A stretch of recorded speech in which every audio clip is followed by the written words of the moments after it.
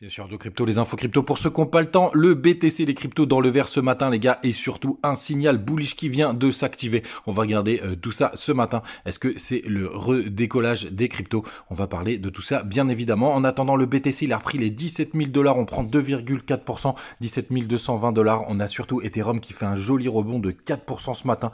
Il est juste en dessous des 1300 $. On est à 1280, des belles perfs aussi.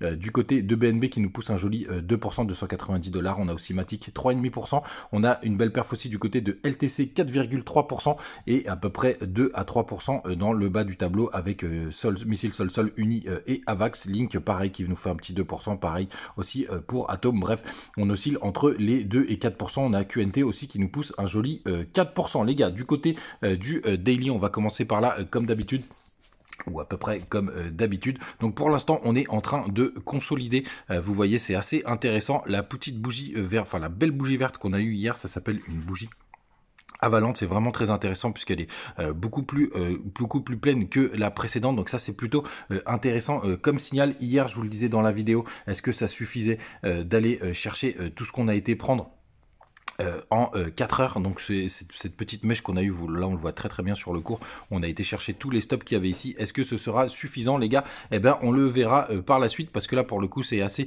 imminent de savoir ce qui va se passer, donc je suis assez content, on va vraiment avoir une résolution. Et surtout les gars, on démarre tout de suite avec le signal boule qui vient de s'activer, ça y est, les shorts sont repassés au-dessus des longues les gars, ça fait un moment qu'on n'a pas vu ça, j'ai pas envie, j'ai même pas été retourné par le passé parce que je crois que ça fait vraiment un énorme bail. Bref, on regardera ça demain. J'irai vous chercher l'information, ou pour ceux qui veulent la mettre en commentaire, puisqu'on est passé, ça y est, à hop, 51% de personnes qui sont en longue. Donc attention les gars, hein, c'est pas cocorico, c'est pas la victoire du bout du monde, mais attention. Et surtout vous voyez d'ailleurs les open interest ont beaucoup monté sur toute cette période. Donc il y a eu quand même aussi des clôtures de longues qui se sont fait. D'ailleurs moi j'avais pris un petit long hier, et vous voyez juste là on a eu une grosse ouverture des open interest, et là pour le coup vous voyez sur la montée c'est que des shorts qui se sont ouverts. Alors sur le spot attention les gars, parce qu'il y a eu des petits achats, mais pour l'instant ça s'est un petit peu calmé, donc ça stagne là ce matin, donc on va voir ce que ça va donner. Et surtout les gars, les fundings sont ultra négatifs, donc là pour le coup on a pas mal de signaux de continuation haussière, hein, puisque là vous payez pour être en short, et en général c'est quand vous en avez une majorité et que ça arrange les exchanges, donc le cours est censé faire l'inverse. Donc on a pas mal de signaux qui sont assez intéressants là. Ça manque un petit peu d'envie et d'achat sur le spot, mais je trouve que c'est plutôt pas mal. Du côté du Max Pain Price, je le partageais d'ailleurs, n'hésitez pas à nous rejoindre sur le Telegram.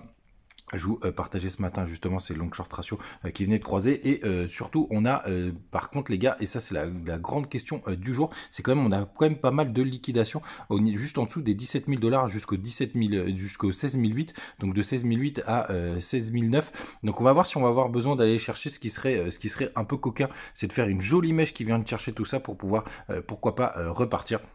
Attention, il y a toujours un gros cluster vers les 15 000 $, mais ce qu'on va avoir besoin d'aller le chercher, en tout cas pour l'instant, c'est pas ce que nous donnent les indicateurs de long short ratio. Donc quand même une période décisive, hein, pas la peine aussi de trop spéculer, mais c'est vrai qu'on est sur une période assez décisive. En tout cas, les Max Pain, ce qu'ils nous disent, c'est que c'est aux alentours des 17 000 $ ce matin à 9 h. Le Max Pain, il expirera et on sera à 17 000 $. Demain, c'est pareil, on est aussi à 17 000 $. Donc qu'est-ce qui va se passer sur cette période, les gars? Potentiellement, ça va être le moment de s'amuser un petit peu avec les alts.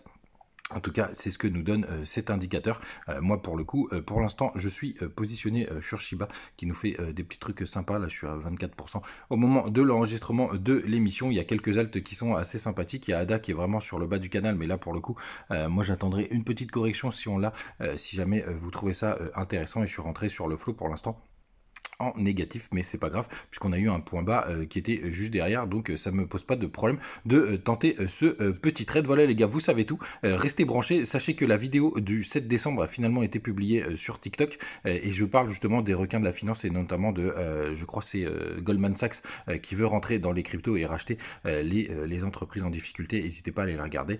Pour ceux qui l'ont pas vu, comme d'habitude, vous avez les liens pour BitGet sur la page d'accueil et aussi sur YouTube pour ceux qui veulent nous rejoindre et s'amuser à faire du trading. On a un groupe spécial, n'hésitez pas à le demander dans le groupe principal si jamais vous voulez rentrer dans ce petit groupe de trading, mais qui est uniquement pour les traders BitGet, pour qu'on ait les mêmes points d'entrée, les mêmes indicateurs de prix. Passez une très très bonne journée, on se retrouve comme d'habitude demain, salut.